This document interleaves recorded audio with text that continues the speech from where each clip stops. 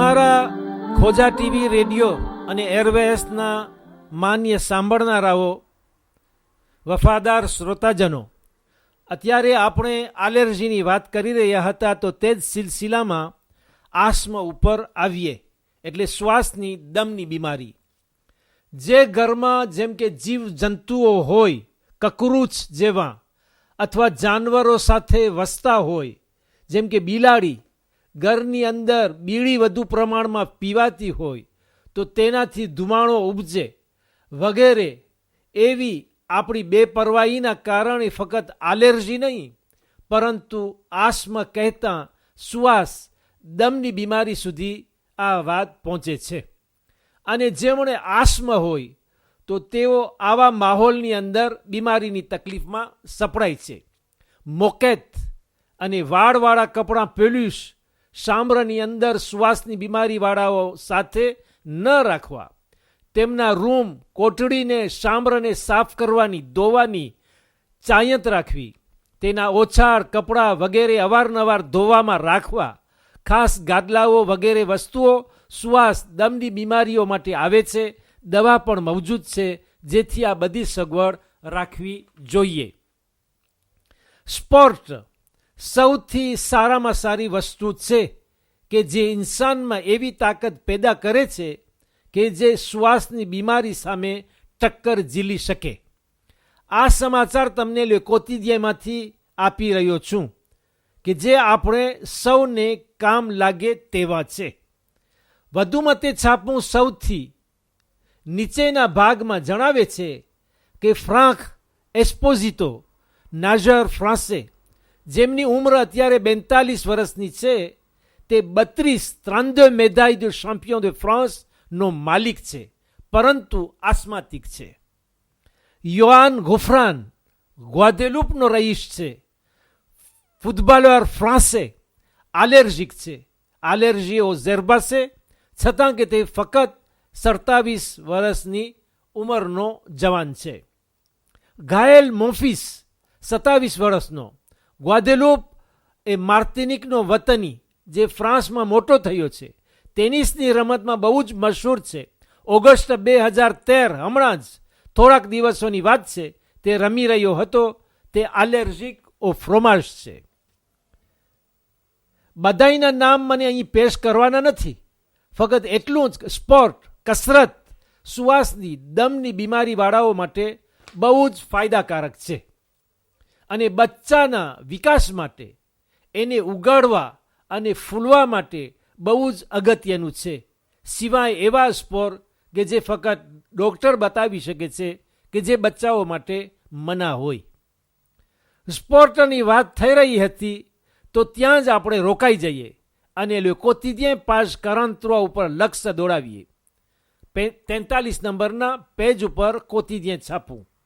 ત્યાં આપણને વાંચવા મળશે કે તેદી રીનેર, કે જે હકીકતમાં ગ્વાદેલુપનો વતની છે પણ ફ્રેન્ચ નેશનાલિટી છે, રિયો de જાનેરો, બ્રેઝિલ ખાતે રમાતી જુડોની રમતમાં 6ઠ્ઠી વખત, 6e fois champion du monde સાબિત થયો છે.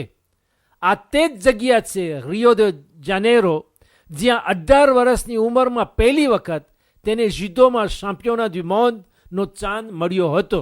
આ 24 વર્ષની ઉંમરમાં 6ઠ્ઠો ચાંદ લઈને ફ્રાન્સ આવ્યો છે. રેવિન્યોન ટાપુ કે જ્યાંથી હું તમારી સામે બોલી રહ્યો છું, આ દેશના સમાચાર આપતા અહીંથી બહાર પડતું દૈનિક જોર્નાલ de Lille, પાજ 6, 7 et 8, 6, 7 અને 8 નંબરના પેજ ઉપર આગલું અને સૌથી જૂનું કેદખાનું કે જે ગામ સેન્ધોનીના વચ્ચે હતું, તેનો ઇતિહાસ બતાવે છે કે સૌ પ્રથમ કેદખાનું 1773, 1773ની સાલમાં, યાને આજથી આશરે 240 વર્ષ, 240 ans અગાઉ સ્થાપવામાં આવ્યું હતું. જો કે તેની અગાઉ 1718માં, 1718માં એક જગ્યા હતી જ્યાં કેદીઓને બંધ કરવામાં આવતા અને તેનું નામ બ્લોક દે નોર રાખવામાં આવ્યું હતું, યાને કાળાઓનો જથ્થો, કાળાઓનો ઢગલો. ઉપરોક્ત જે કેદખાનાની વાત થઈ ત્યાં જૂના અવશેષો શોધવાનું ખોદકામ થઈ રહ્યું હતું. જમીનમાં ખંડેરની તલાશ થઈ રહી હતી કે જ્યાંથી છુપી વાતો જાહેર થાય. તે કામ ગયા 14 ઓગસ્ટના પૂરું થયું અને તે હજીન પોતાના પેટમાં સંતાડેલો ઇતિહાસ તારીખનો ખજાનો બહાર પાડ્યો નથી. શરૂઆતમાં તે કેદખાનાની અંદર તફાવત કર્યા વિના એક સામટા બધાને એક જ જગ્યામાં રાખવામાં આવતા હતા. મોટા હોય કે નાના, મર્દ કે ઓરત, કોર્ટની રાહ જોવાવાળા અને સજા ભોગવનાર, ચોર અને ખૂની, બધા એક જ કોટડીની અંદરમાં, એક જ કોટડામાં અથવા જુદી જુદી કોટડીઓમાં, પણ અલગ અલગ નહીં હતા, જેમાં આમ સામાન્ય માણસો અને ગુલામો સાથે કેદમાં જકડાયેલા હતા, જે બાદમાં જુદા કરવામાં આવ્યા અને નવા મકાનો બાંધવામાં આવ્યા.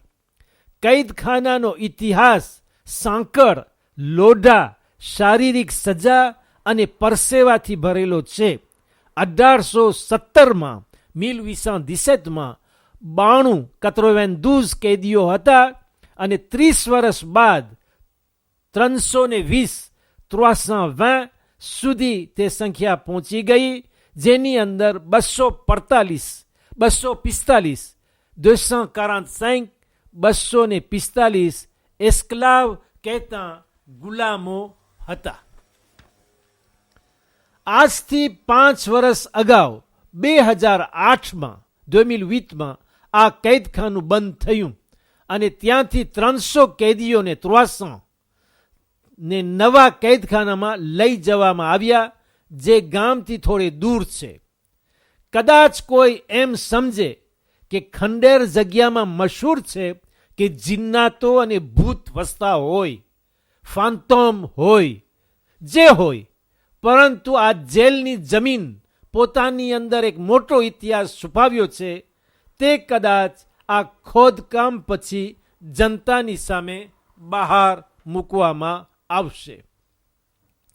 મને ખાતરી છે કે જેલની દુઃખદાયક કહાની સાંભળતા આપ લોકોને મારી જેમ જ એક બીજું કેદખાનું યાદ આવી ગયું હશે કે જે શામમાં હતું અને ત્યાં કેવી રીતે બીબીઓ અને નાના બચ્ચાઓ રાતના ઝાકળ અને દિવસના તાપને સહન કર્યા હશે, જ્યાં દિવસમાં ખાવાનું અને પીવાનું પૂરું મળતું નહીં હતું, જેની અંદર ચોથા ઇમામ અલૈહિસ્સલામ હાથ પગમાં સાંકળમાં અને ડોગમાં તોકથી જકડાયેલા હતા.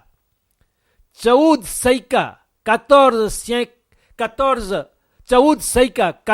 સેકલ પછી, 1400 વર્ષ પછી પણ દુશ્મનો ચાહે છે કે ઇતિહાસને ભૂસી નાખવામાં આવે, રોઝાઓને બરબાદ કરી દેવામાં આવે, જ્યારે કે દુનિયાના બીજા દેશો પોતાના દેશના ઇતિહાસને જીવાડી રહ્યા છે. આંતરરાષ્ટ્રીય ઇન્ટરનેશનલ સમાચાર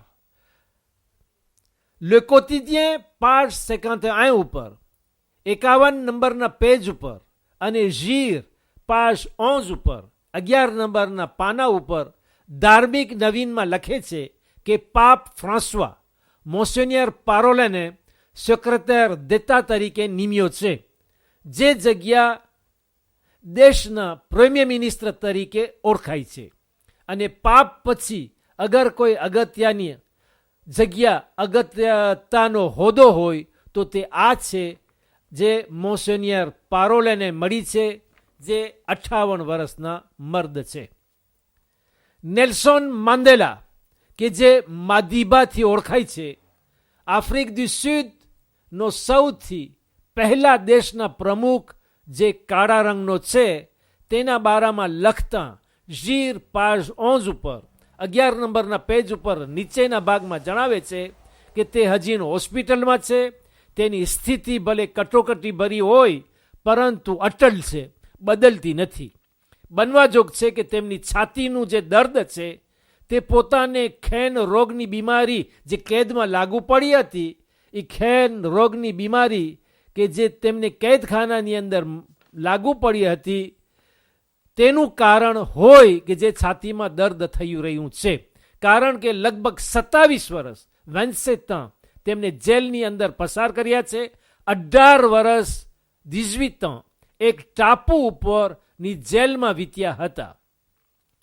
લે કોતિદિયન પણ આ સમાચારની સાથે ઇન્ડિયાના નવીનમાં લખે છે કે જે લોકોએ એક જવાન છોકરી ઉપર બળાત્કાર કરી જખમી કરી હતી અને જેના લીધે તેને મોત આવી ગયું, તેમાંથી એક 17 વર્ષનો કિશોર વયનો જવાન હતો. કોર્ટ તેમને ફક્ત 3 વર્ષની કેદની સજા આપી છે કે જે એક ગેર ઉંમર લાયક જવાન મિનર માટે સૌથી વધુ સખ્ત સજા છે. પરંતુ અવસાન પામેલી છોકરીના ફેમિલીને ક્યાંથી સંતોષ થાય? એ લોકોને બિલકુલ સંતોષ થયો નહીં. છતાં કે આ બળાત્કાર આખા ઇન્ડિયાને ખેદ પહોંચાડ્યો હતો. ઝીર વધુમાં ઉમેરે છે કે છોકરીની માં રડતી રડતી કોર્ટમાંથી ઘર તરફ રવાના થઈ, એમ કહેતા કહેતા કે તેને પણ મોટા ઉંમરલાયક માણસની જેમ સજા મળવી જોઈએ. ફેમિલીના માણસોએ મોતની સજા અરજી પેશ કરી હતી કે તેમને મોતની સજા આપવામાં આવે આ જવાન છોકરાઓને, પરંતુ કોર્ટ તેમના ઉપર દયા કરી છે, એમ તે લોકોએ ફેમિલી લોકોએ જાહેર કર્યું હતું. કાચી ઉંમરના બચ્ચાઓ એટલે મિનરને, કાચી ઉંમરના બચ્ચાઓને હંમેશા કેળવણી પરવરિશ આપવાની હોય, પણ સજા નહીં. રેવિન્યોનમાં 19 ઓગસ્ટથી રેવિન્યોન ખાતે 19 aoûtથી એકોલ, કોલેજ અને લીસેમાં બચ્ચાઓ જવાનો દાખલ થઈ ચૂક્યા છે. પરંતુ ફ્રાન્સ ખાતે 12 મિલિયન નિશાળિયાઓ એલેવ મંગળવાર તારીખ 3 સપ્ટેમ્બરના સ્કૂલનો રસ્તો લેશે, એટલે પરમ દિવસ. અને આશરે 8 લાખ આંસેનિયા, 8,20,000 માસ્તરો કાલ સોમવારના સ્કૂલના દરવાજા ઉગાડશે. આ વર્ષે નાના બચ્ચાઓ માટે નવું રિફોર્મ સુધારો થયો છે, જે નિશાળિયાઓ મંગળવારથી જાણકારી મેળવશે.